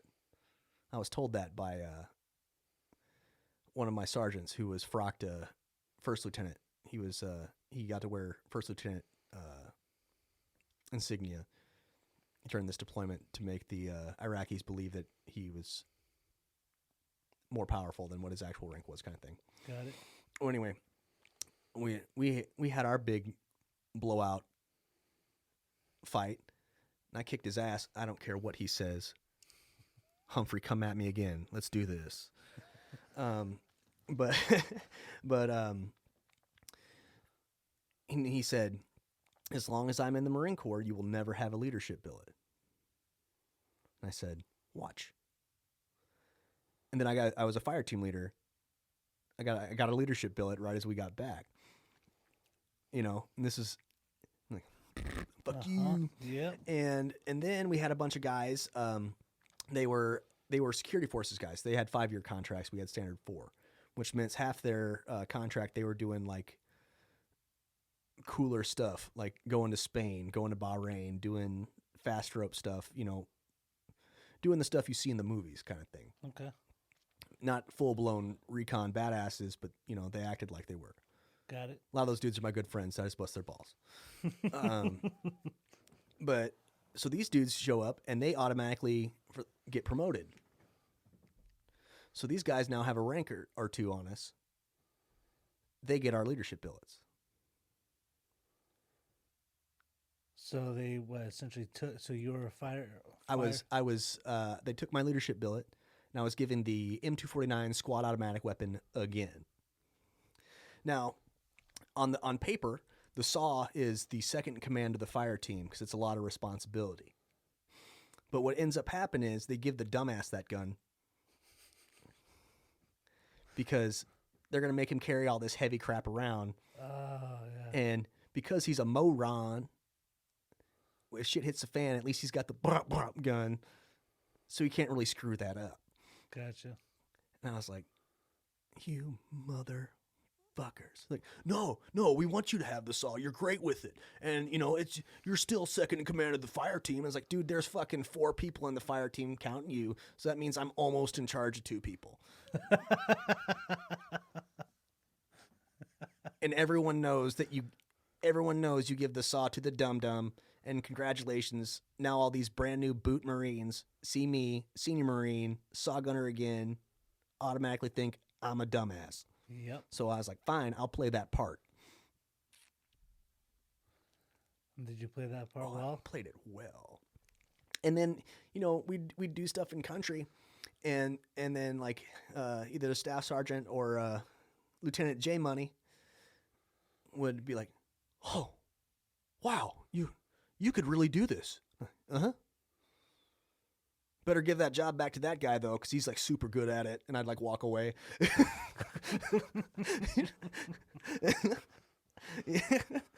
You know, he's never been here before, but he's better at it than me. You know, Okay. I know my role. I'll go back to my blip blip gun, you know.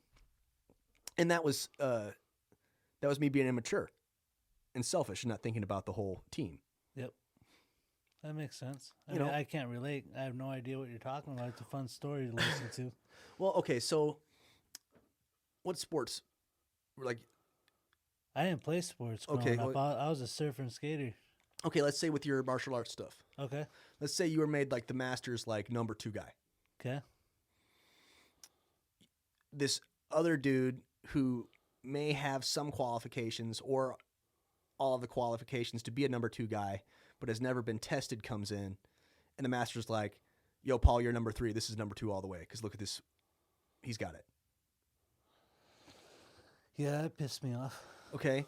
But a disciplined human being would accept that for what it is and work to get their spot back.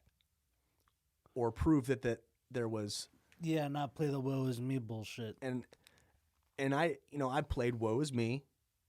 Like I said earlier, the first drug I ever did was cocaine, and that was in the barracks in the Marine Corps. Okay? All right. So I took my never doing drugs before, only drinking in the barracks with the other guys, and I went to 11 right away. Yeah.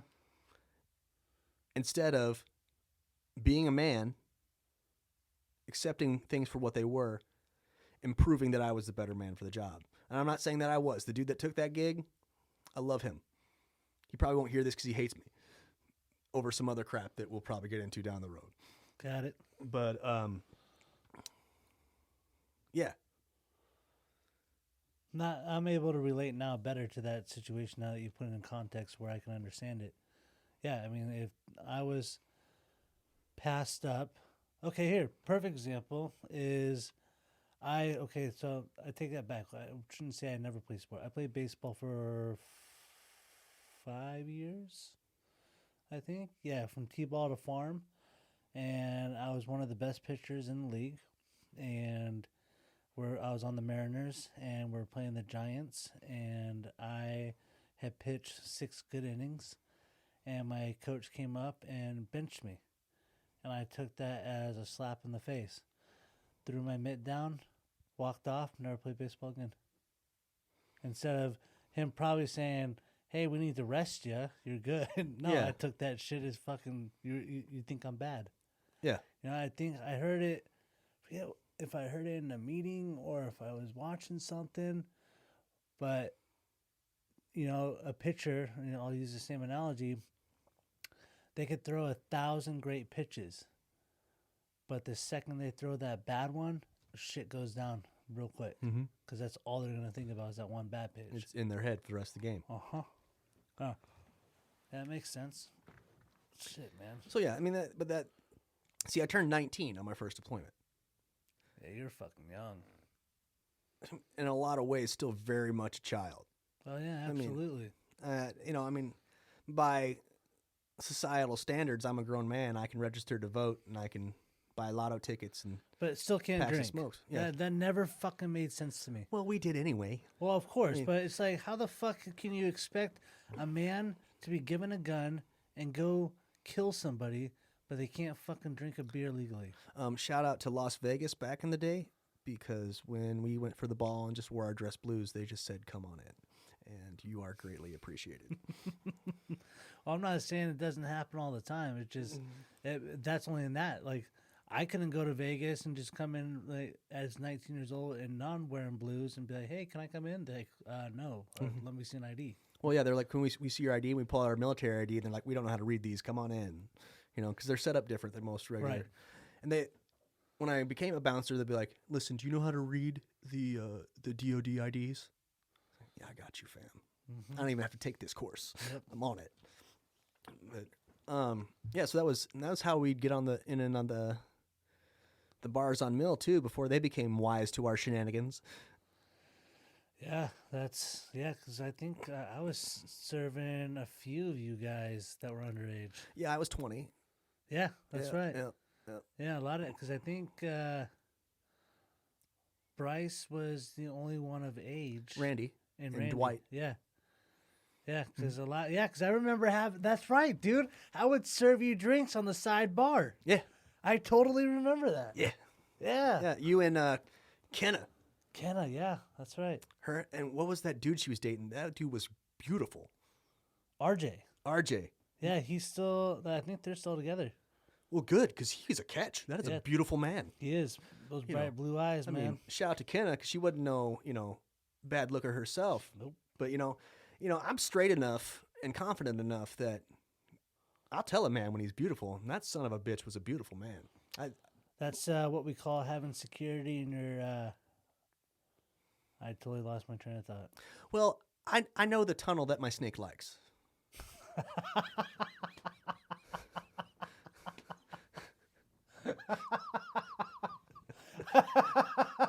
Oh my god, I've never heard that before in my life.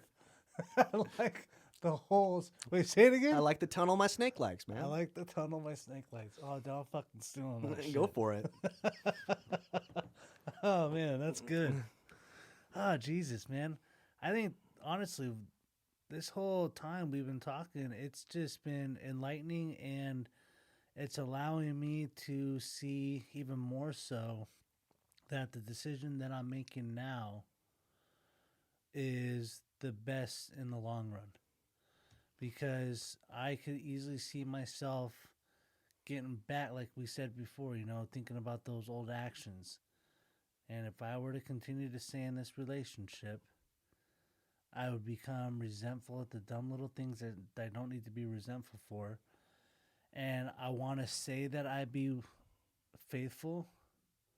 But I mean, shit, in the beginning of our relationship, I was sending pictures of my manliness, which I never understood why I did, because I've spoken to so many women. I will tell you exactly why when you're done here. All right. Well, I've spoken to a lot of women when it comes to that topic, and it's unanimous that they'll either A, just show their friends so they can laugh about it, or B, why the fuck are you sending that to me? That's not what I want to see.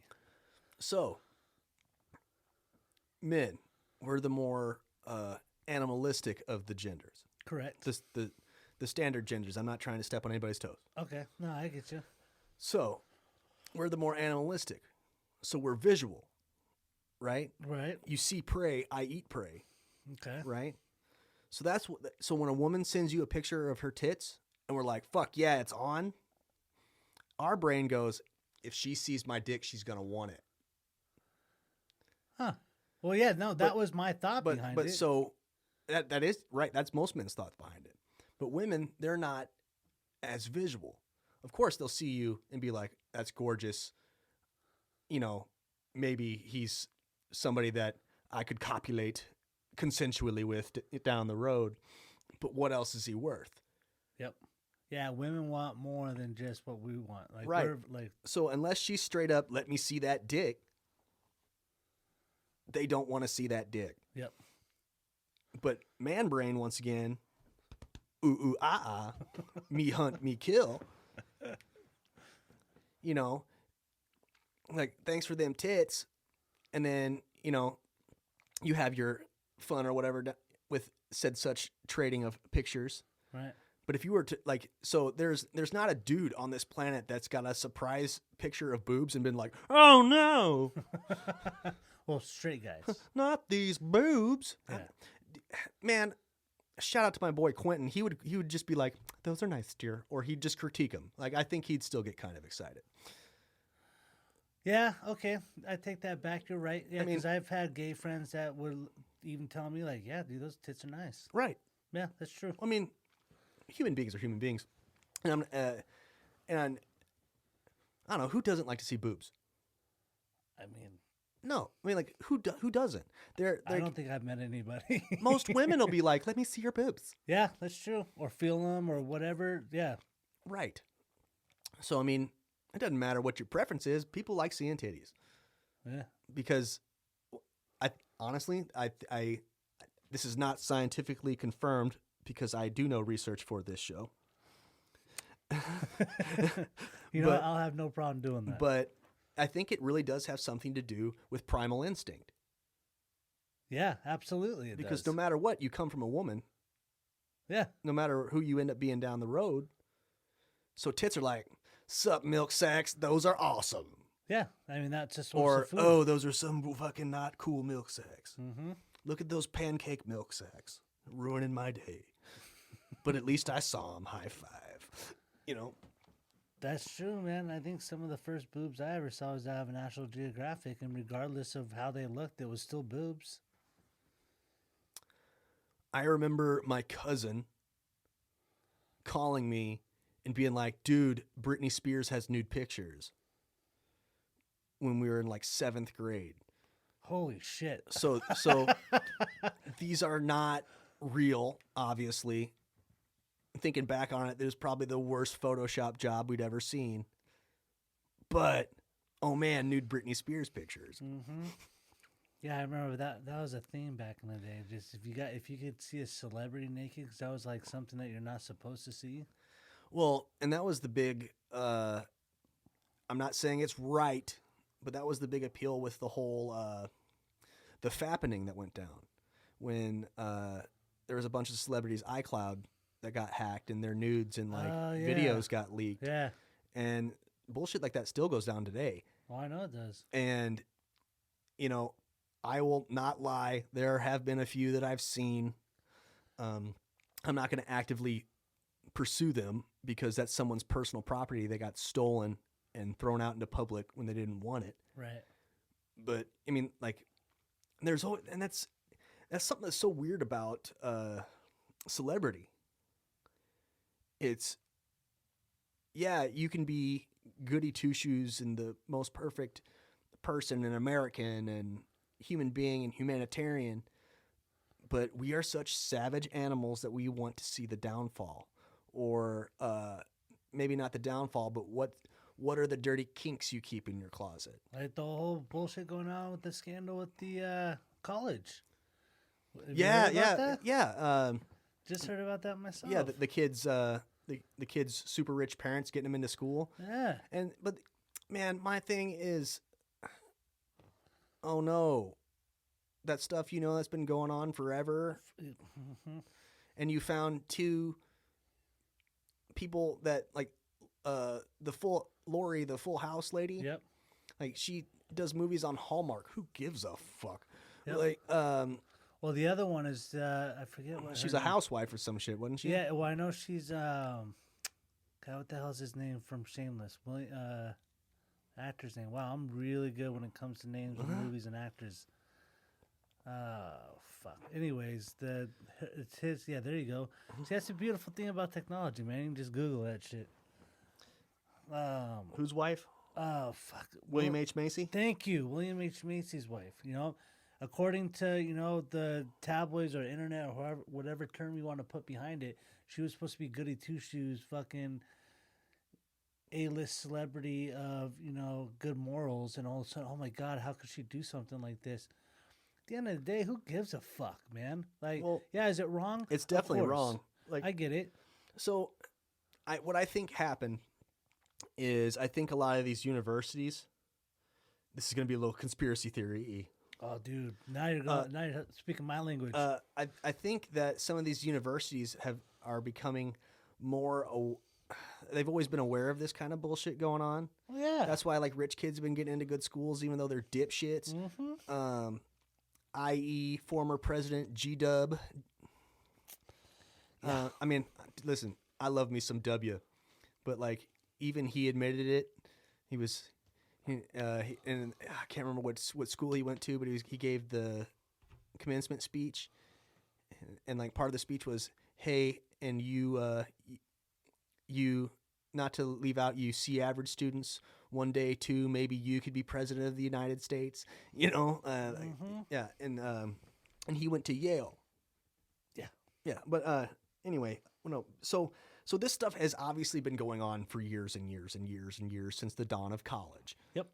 Because back in the day, it was only the rich and privileged people that got to go to college anyway. Yep. So that system is ingrained in the system. Well, yeah. That And system's fucking flawed since the beginning. It's flawed since the beginning. But I think since people are becoming more spiteful of people with money, which I don't necessarily 100% agree with,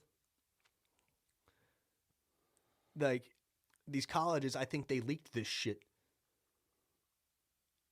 so that it could, and they picked two people that aren't really the most relevant folks in the world.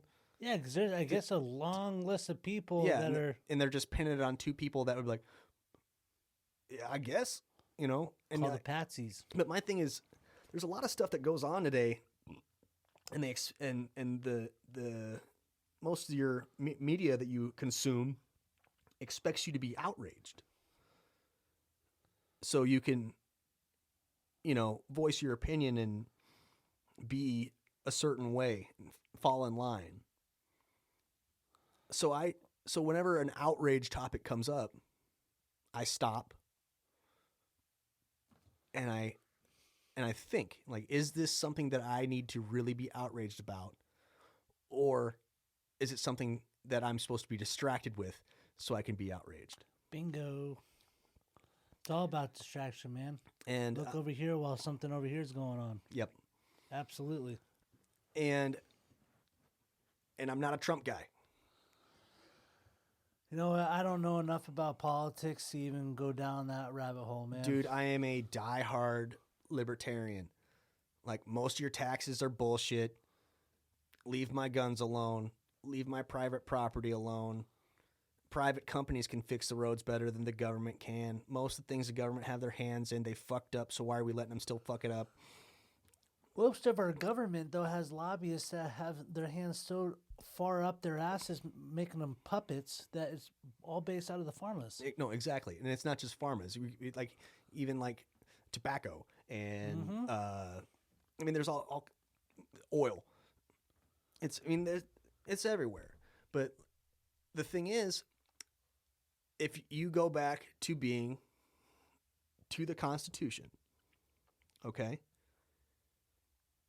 there is a shitload of power that the government has that isn't constitutional. Yeah. You know, there are federal agencies that should straight up not exist. Again, And- you're and- talking but- things I well, know well- nothing about. Well, my personal beef with the TSA.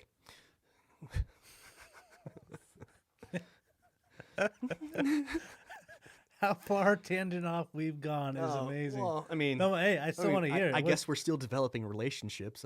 Yeah, it all ties into relationships somehow. I agree. Oh no, I won't go on my TSA rant now. Well, I now, mean, no, you can't do. That's like saying, you know what, I'm going to tell you a story, but then just stop it with the beginning part. That was a horrible analogy. We're going to cut that out. Well, this is my opinion, and yes, we'd have to. Now we would have to stop air travel and revamp airports. But why can't the private companies that fly in and out of these airports and do their business in their airports, why can't they do their security? I don't know. Exactly. Again, I have no idea. But you know, because the TSA is a federal government-run agency, right? Okay, So that's a federal government job right. that a private company should be doing for their own business. I get it. You see what I'm saying? Yeah. That's just the top layer. I don't want to get too deep into it, but that's just pretty much what I'm like. There's like private companies are the way to go. Okay. That's basically where I'm at. Right on. Yeah, I have like nothing to comment on that. Yeah, no, I'm just like drawing a blank, and I'm just like, how can I relate to this? Well, okay. And- So I grew up in the Midwest. Okay. The roads in Illinois are garbage. Yeah, same And- California. And well, California and Illinois, most everybody's taxed to death, even if Yeah. you're making a shitload of money. Yep. And a bunch of these taxes are supposed to go to infrastructure Right. and roads. So if you're taking a bunch of money out of people's checks for this infrastructure, why are the roads always shit? Yep. No. You know who could fix that? Fucking Bob's Contracting down the street. Private companies. There it is. All right, that makes sense. Because what you're And that's developing a relationship. we're doing it. we went on a government tangent, but it all comes together. Yeah. Absolutely. it Hi does. Ryan. How long have we been doing this? A hot minute. Holy shit, 2 hours. About 2 hours, yeah. Damn. I just kind of let it go. I was up there chatting with my dad, and How is Dad? he's good. I'm working on a full-fledged conversation tomorrow, but we were supposed to talk today. Conversation. Wait, is he back home? He's in Florida. So that's what, are they 3 hours or 2 hours? 3. God damn, dude, he's still awake? Well, no, that was at like 9:30. Yeah, I was like. But it's still, late. that's fucking 12:30 his Well, time. He works late shift. He works with retirees and people who are recovering from